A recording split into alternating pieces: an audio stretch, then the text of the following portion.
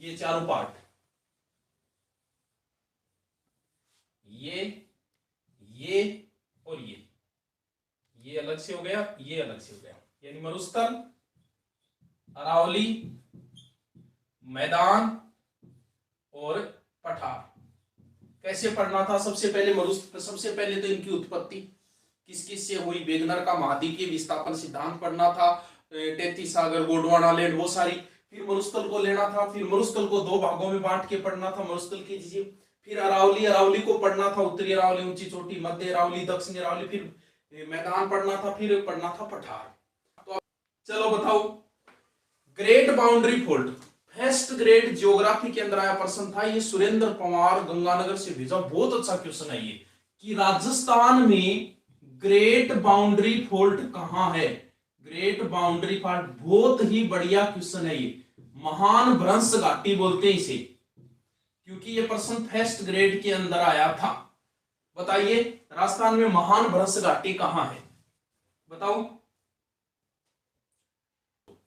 अगर राजस्थान को आप ऊपर से देखोगे मैप से, तो यहां पर नदियों की वजह से यहां पर गैप है, यहां बहुत बड़ा गैप बन गया है यहां, इसे बोला जाता है महान भ्रंश घाटी।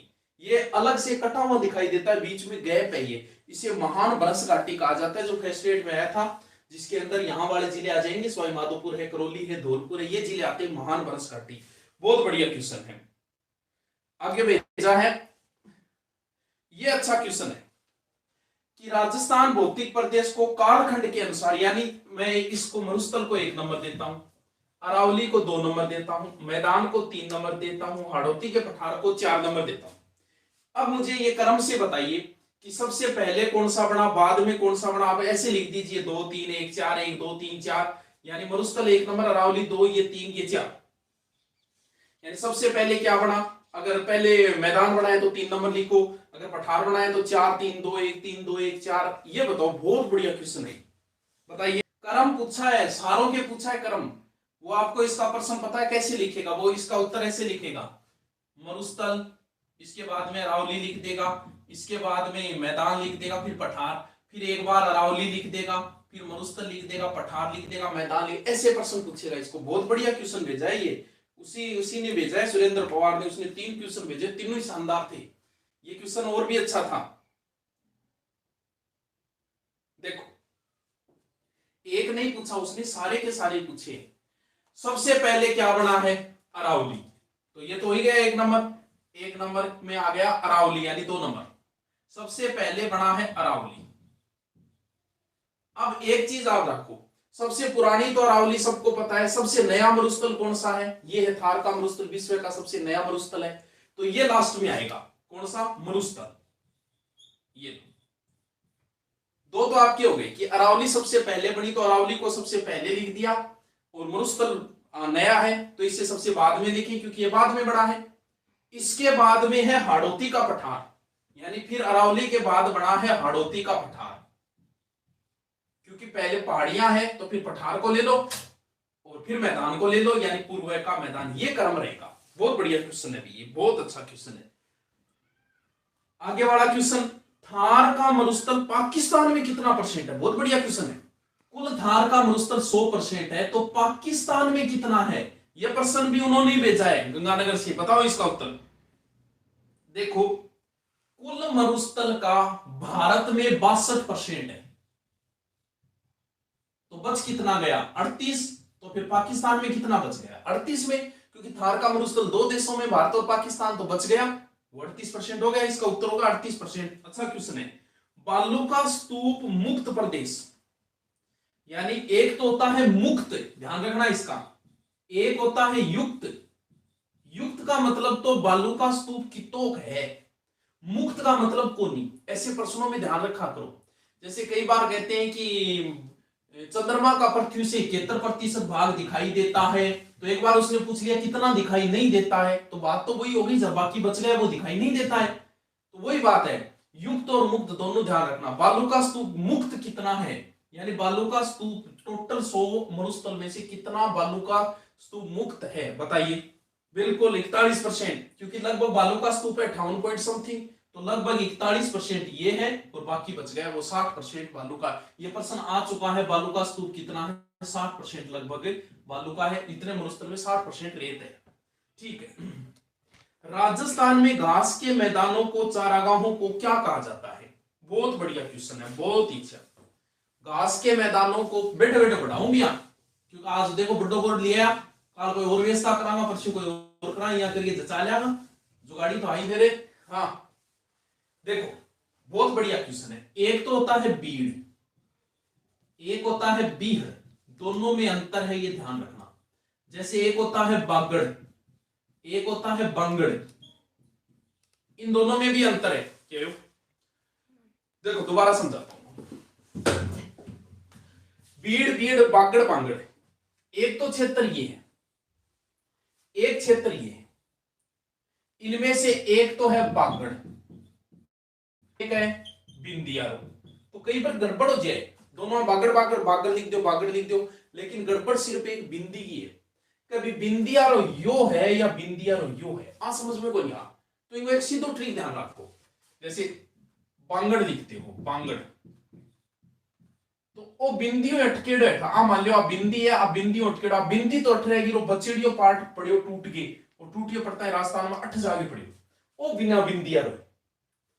यानी बांगड़ तो आपको शेखावाटी क्षेत्र, बांगड़ को धनी, बागड़ की मीरा, बागड़ है डूंगरपुर बांसवाड़ा को क्षेत्र।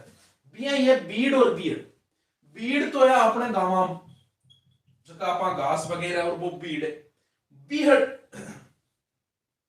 बीहड़ में तो बागी रहते हैं, डाकू संसद में रहते हैं। ये लाइन एक बार पान सिंह तोमर फिल्म में आई थी, तो बीहड़ पे बनी हुई फिल्म है पान सिंह। बीहड़ ये डाकुओं का क्षेत्र है, ये बीहड़ है।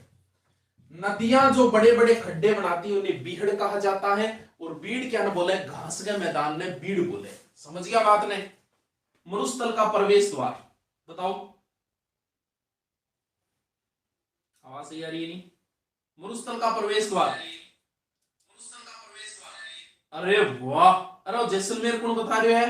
शिवानी मारिया पट्टेगोनी। हाँ मरुस्थल का प्रवेश द्वार जोधपुर है, मरुस्थल का प्रवेश द्वार। पिछली बार आया था ये प्रश्न, बहुत अच्छा क्वेश्चन है। अरावली की औसत ऊंचाई, ये भी बढ़िया क्वेश्चन है, उन्होंने भेजा है। अरावली की औसत ऊंचाई, अरावली की औसत ऊंचाई, समुद्र तल से औसत ऊंचाई होती है, हमेशा समुद्र तल से ली जाती है औसत ऊंचाई। ऊंचाई जो है ना पहाड़ियों की, वो हमेशा मीटर में ही होती है लगभग। हाँ कई बार फुट में पूछ लेते हैं, अभी पूछा था गुरु शिखर की ऊंचाई है, उसने गुरु शिखर सब रटके रखते हैं 1727, लेकिन उसने फुट में पूछ लिया। फुट में बहुत सारे, चलो जवाब दो मुझे, गुरु शिखर की ऊंचाई कितनी है फुट में? बताओ बताओ, गुरु शिखर की ऊंचाई फुट में बताओ, बताओ बताओ।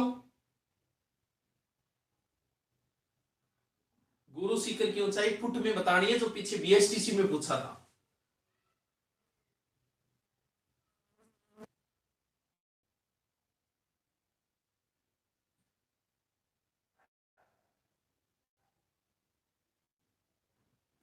जवाब ही नहीं आ रहा है।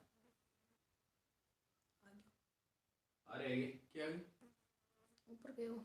जवाब ये, हाँ जवाब था जवाब 56-50 फीट। अच्छा अच्छा, बहुत बढ़िया बहुत बढ़िया।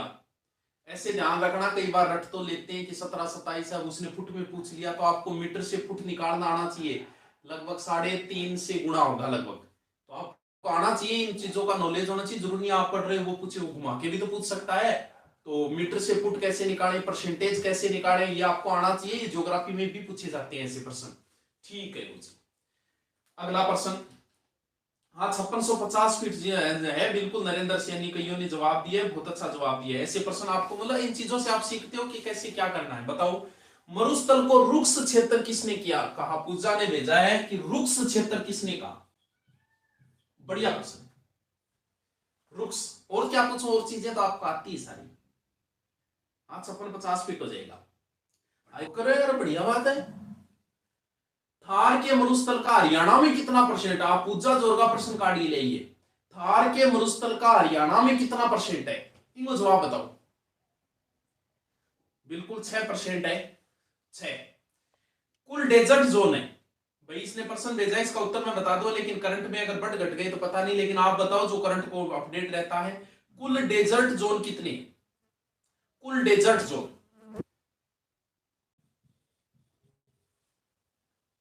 चलो लास्ट प्रश्न और बता दो। हाँ 185 है, बिल्कुल 185। अच्छा 86 भी हो गई क्या, अभी करंट का पता नहीं अगर बढ़ गया तो। लास्ट, पूर्वी मैदानी भाग का ढाल किधर है, बहुत बढ़िया क्वेश्चन है, दिमाग वाला क्वेश्चन है। पूर्वी पूर्वी मैदानी भाग का ढाल किधर है। देखो ये प्रश्न सोचने वाला है, आपको बताता हूं मैं, इसका उत्तर बताता हूं कैसे सोचने वाला है। ऐसे प्रश्न किताबों में जरूरी नहीं मिले। अगर आपको पूछ ले कि इस मरुस्थल का ढाल किधर है, तो जिधर ढाल होगा उधर हमेशा नदियां जाएगी।